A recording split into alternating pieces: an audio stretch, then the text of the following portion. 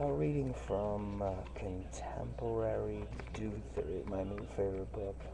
It's the greatest thing since sliced cheese bread.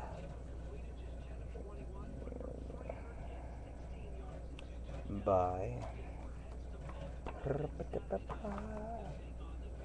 Mary Lewandownski, Lou Joseph, and Ian Downey. Like freaking crazy, awesome, rules the earth. That's like duty speak, isn't it?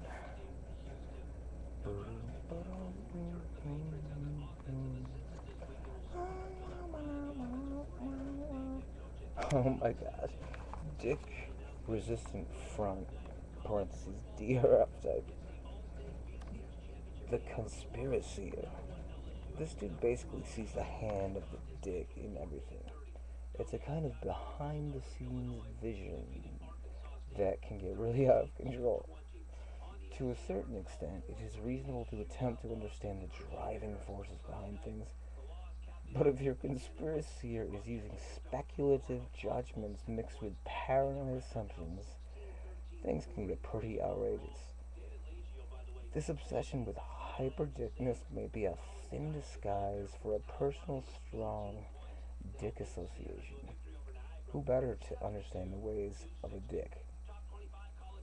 The dude inside the conspiracy is thus ruefully aware of dick techniques and has probably used that kind of brusque skill to divorce himself from many a social niceties and responsibilities without actually allowing himself to profit in dick fashion, though he can tell you how he could. Man, somebody wrote a song for me that totally fits that one. But like, wait till we get to the real loser ones that qualify, or that I qualify into. No, I'm supposed to sound funny. The proto-hippie or patriot. The proto-hippie is enamored of the same goals and values that entranced the common hippie in the 1960s. However, contemporary awareness of the generational arc of the original hippies lends the proto-hippies a less naive approach to the vast idealism of their values. They have seen the essential wisdom of love. Wow, holy counter. And nature based ideologies, easily co opted and insidiously distorted by savvy media empires and dick conglomerates. Fucking, this is perfection, man. In order to perpetuate these ideologies without hypocrisy, they must develop a wily style of survival. The core and shared values of hippie types have an Emersonian heritage. It is a it is it is an historically American desire to reject the accepted power structure and forge ahead with a will to self-discovery and resourceful independence. The last in the dick resistance front types, parentheses DRF, dick resistant front types, the DRFs. The last of these is the farmsters and the foodsters, parentheses C, productive dudes, next waivers, subverting the traditional dick culture of economic survival is a trend in dude ambition, especially for next waivers. Forward thinking and socially minded, these dudes have applied their efforts towards securing their own survival solutions, especially in food and farming.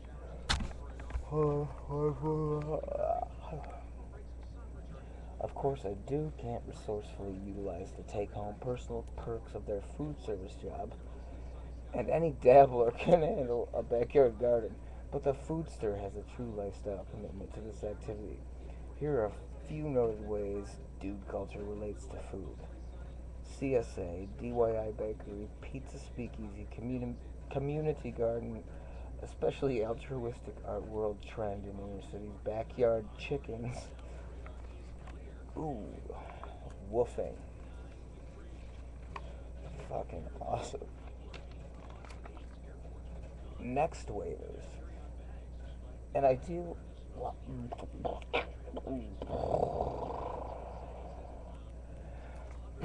Next waivers. An ideal. It's printed as a ideological.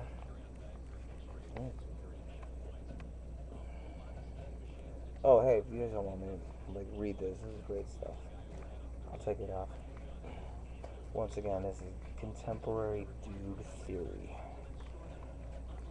Second edition, authored by Mary Lewandownski, Lou Joseph, and Ian Downey. Contemporary Dude Theory.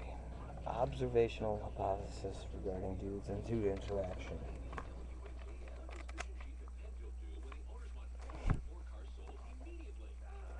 Oh,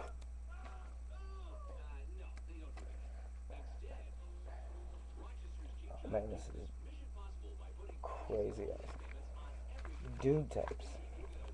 Ooh, bit my tongue. The creep. The creep is remarkably versatile and can be found in the company of a variety of dudes and folks. The creep is aware of social norms and mores, but has made a wholly individual discovery. Social rules are inessential.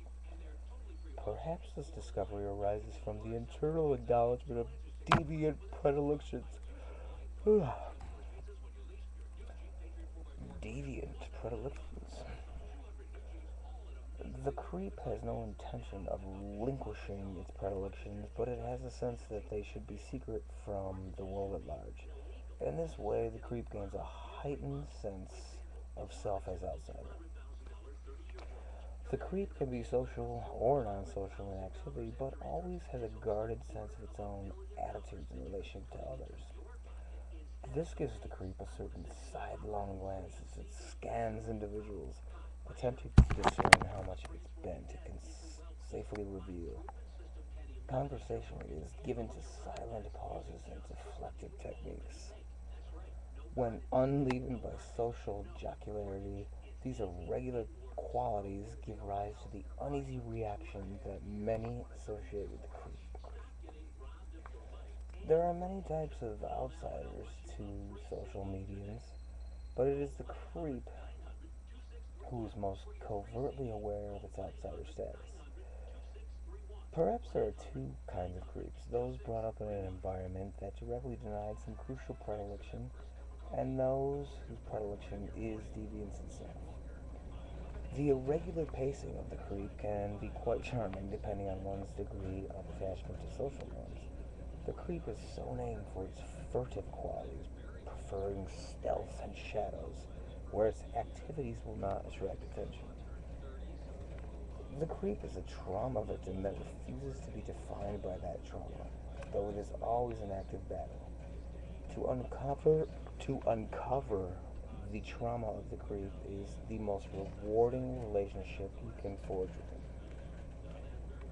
Pretty heavy. The jerk. The jerk is so named for disruptive social sensibility. The jerk is a master of timing, quick with interjection, unconscious blurts of well-aimed jabs that tend to offend. The jerk's jerkiness can be subtle or overt.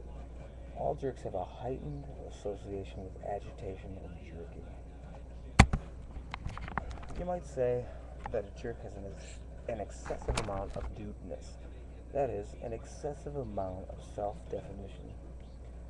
Something can be defined if it can be clearly distinguished from something else, and so jerks focus on defining themselves against other people.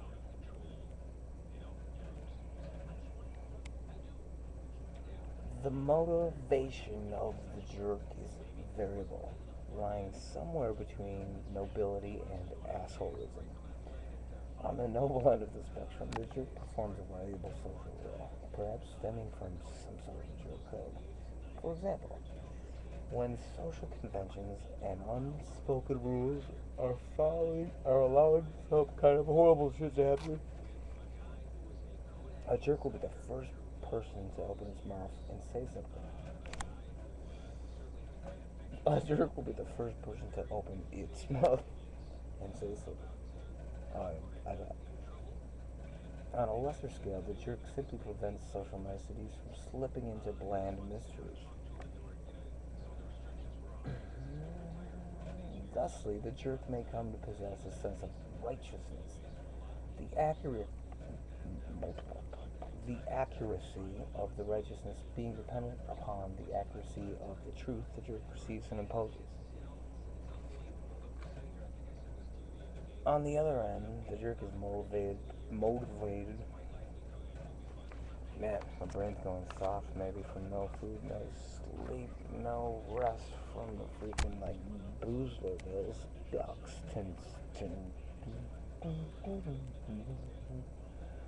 On the other end, the jerk is motivated by titillation, the demonstration of its own power to yank a body from whatever indulgent inertia the jerk perceives it engaging. Sometimes, however, jerks may be so jerky that they cannot and do not perform any kind of positive social role. Such people are known as assholes. They will be argumentative and bullying just for the sake of being an asshole. They will be, in this case, there is less of an allegiance to the jerk code telling. Truth telling. I'm starting to lose my articulative skills. Not that I ever had them. An asshole can be such an asshole that they end up destroying relationships that are important to their own well-being and ultimately destroy themselves. This is the dude monsterism. Certainly, an objective consideration of the jerk can value it as a palate cleanser. However, jerks are rarely warmly received. A repeat victim will be unable to feel comfortable in the presence of a jerk, anticipating a variety of ridicule. Motivated jerks enjoy this defense, as it bows to their power, and can incorporate it into a kind of personalized abuse. Jerks are related to vocal opinionists or contrarians. Alright. That was Contemporary Dude Thing. My new favorite book by, at least I know, local author, Downey. Downey.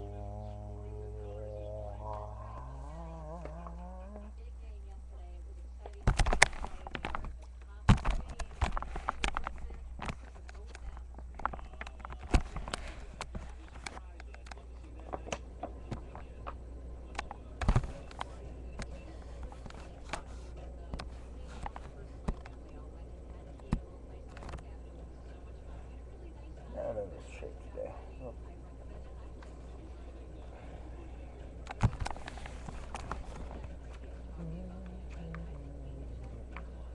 Dabbling dudes, dabblers. The queen bee, the holier than now. We got those in there. Okay. A couple I wanted to just. Oh, hey, we're still recording. I think I have to turn off. Oh, wait, we'll wrap it up here with the last thing it said. Back when it was going through the read list. The vocal opinionist. The vocal opinionists vary between intelligent, thoughtful humans and the blowhards of yesteryear. They contrast with contrarians, but they. I'm starting to get the giggles. Might be time to turn that.